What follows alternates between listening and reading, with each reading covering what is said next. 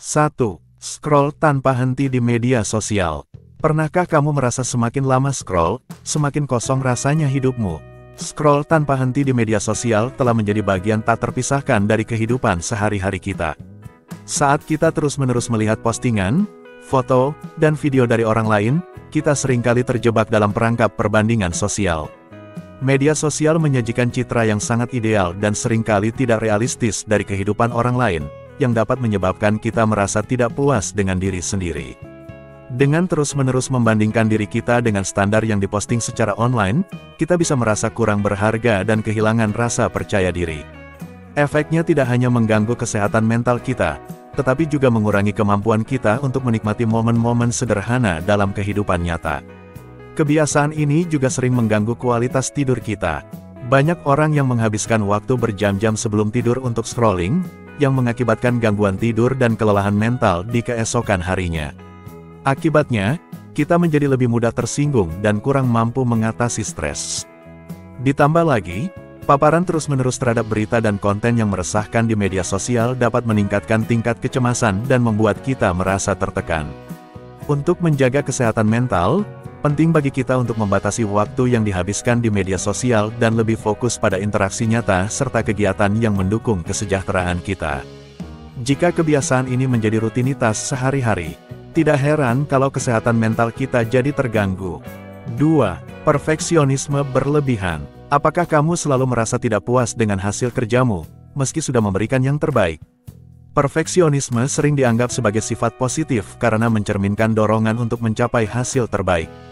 Namun, ketika perfeksionisme menjadi kebiasaan berlebihan, dampaknya bisa sangat merusak.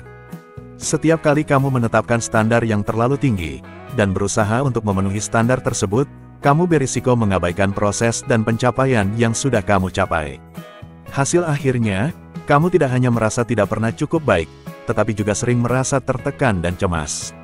Keinginan untuk mencapai kesempurnaan yang tidak realistis dapat menimbulkan rasa gagal terus-menerus, meskipun kamu telah memberikan usaha maksimal.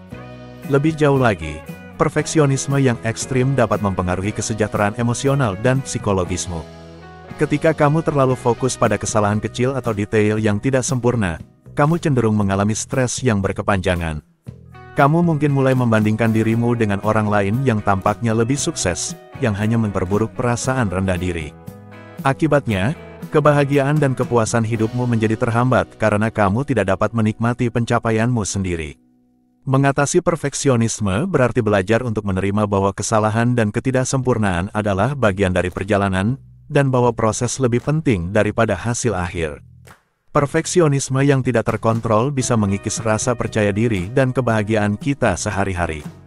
3. Menunda-nunda, procrastination. Kamu tahu ada tugas yang harus diselesaikan, tapi kenapa rasanya lebih nyaman menundanya? Menunda-nunda seringkali tampak seperti solusi cepat untuk menghindari stres atau ketidaknyamanan saat ini, tetapi efek jangka panjangnya jauh lebih merusak. Ketika kita terus-menerus menunda tugas atau tanggung jawab, kita menciptakan tumpukan pekerjaan yang semakin menumpuk dan menjadi lebih menakutkan seiring waktu. Penundaan ini tidak hanya memperburuk situasi, tetapi juga merusak manajemen waktu kita. Setiap kali kita menunda, kita merasakan tekanan tambahan dan kecemasan tentang pekerjaan yang belum selesai, yang membuat kita semakin sulit untuk memulai. Akibatnya, kita seringkali merasa tertekan dan overwhelmed, yang berpotensi mengganggu keseimbangan emosional kita. Selain itu, menunda-nunda seringkali terkait dengan rasa takut akan kegagalan atau perfeksionisme. Ketika kita merasa tidak yakin dengan hasil akhir atau takut bahwa pekerjaan kita tidak akan memenuhi standar kita, kita cenderung mencari alasan untuk menundanya. Perasaan cemas ini menumpuk seiring dengan berjalannya waktu dan menjadi beban psikologis yang berat. Menunda-nunda menciptakan siklus stres yang berulang, di mana kita merasa semakin tertekan dan kurang termotivasi untuk menyelesaikan tugas, yang akhirnya merusak kesejahteraan mental kita. Mengatasi kebiasaan ini memerlukan kesadaran diri dan strategi manajemen waktu yang baik untuk mengurangi stres dan meningkatkan produktivitas. Tanpa disadari, menunda-nunda membuat kita semakin tenggelam dalam stres yang bisa merusak kesehatan mental. 4. Kurang tidur. Apakah kamu sering begadang dan merasa baik-baik saja keesokan harinya? Hati-hati, efeknya tidak sesederhana itu. Kurang tidur bukan hanya mempengaruhi fisik kita, tetapi juga kesehatan mental secara signifikan.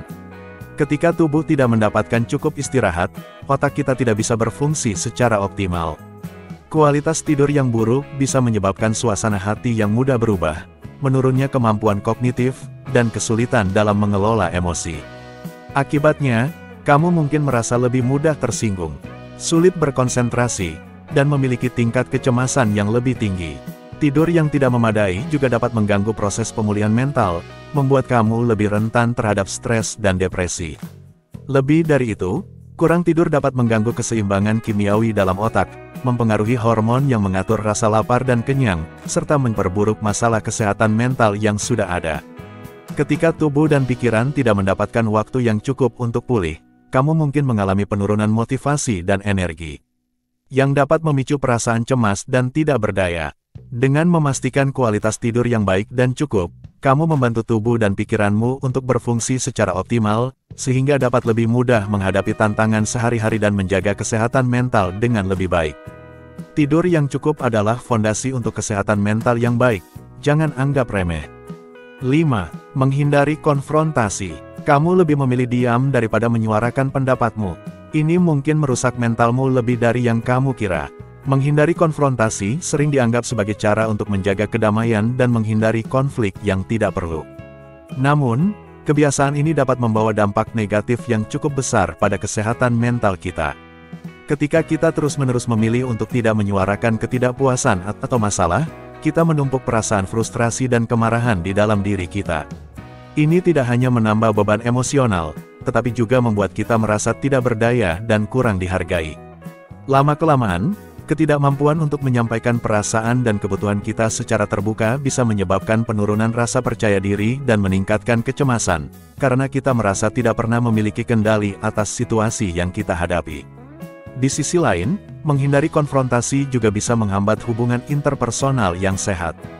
Ketika kita tidak mengungkapkan masalah atau ketidaknyamanan kita, orang lain mungkin tidak menyadari bagaimana tindakan mereka mempengaruhi kita, sehingga masalah terus berlarut-larut.